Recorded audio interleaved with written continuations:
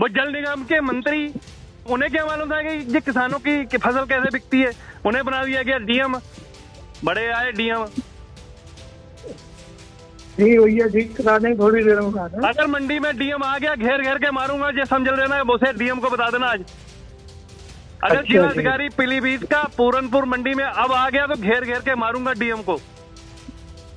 ठीक है, ठीक। हाँ, और जो एफआईआर करनी होगी कर लेना, कर दो। जय अभी या कर दो, रिकॉर्डिंग करनी है रिकॉर्डिंग कर लो। उत्तर प्रदेश के पीलीभीत से इस वक्त की एक बड़ी खबर सामने आ रही है, जहां एक किसान नेता की दबंगई ने प्रशासन को भी हैरान कर दिया है। जी हां, जानकारी के मुताबिक किसान नेता ने जिलाधिकारी यानी डीएम को फोन पर खुली धमकी दे डाली। वायरल हो रहे ऑडियो में साफ सुना जा सकता है कि किसान नेता कह रहा है, मंडी आया तो घेर कर मारूंगा। वो जल निगम के मंत्री, उन्हें क्या मालूम था कि ये किसानों की फसल कैसे बिकती है। उन्हें बना दिया गया डीएम, बड़े आए डीएम। ठीक भैया, ठीक करा दें, थोड़ी देर में करा दें। अगर मंडी में डीएम आ गया, घेर घेर के मारूंगा, ये समझ लेना। उसे डीएम को बता देना आज। अगर जिलाधिकारी पीलीभीत का पूरनपुर मंडी में अब आ गया तो घेर घेर के मारूंगा डीएम को।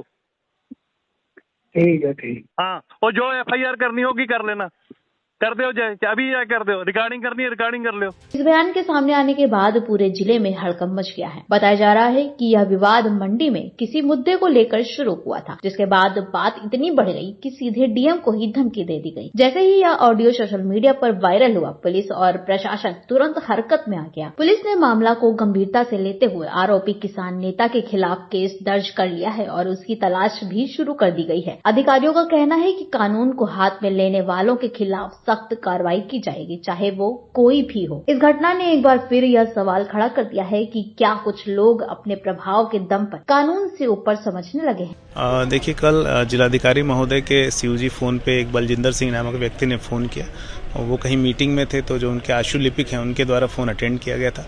उस फोन अटेंड करने पे उनके द्वारा जो है अभद्र व्यवहार और अभद्र जो बातों का प्रयोग किया गया और इस संबंध में आज एक मुकदमा दर्ज किया गया है और जो आरोपी है उसको गिरफ्तार भी कर लिया गया, उसे जेल भेजा जा रहा है। कल डीएम महोदय से सुबह 11 बजे बात हुई थी, तो उस समय कुछ जल्दबाजी में थे, तो शाम को एक दोबारा मैंने कॉल की, तो उस समय कुछ मेरे गेहूं को लेके लगभग 7 दिन से मैं गेहूं मेरे पिताजी लेके यहाँ पे आए हुए हैं।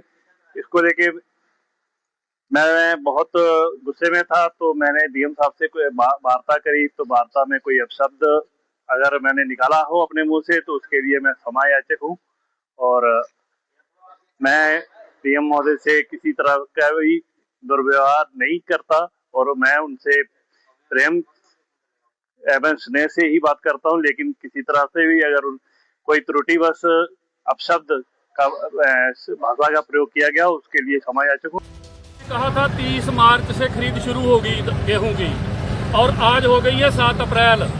पूरे जिले में कहीं खरीद शुरू नहीं हुई। पूरनपुर मंडी में सैकड़ों किसान और हजारों कुंटल गेहूं पड़ा है।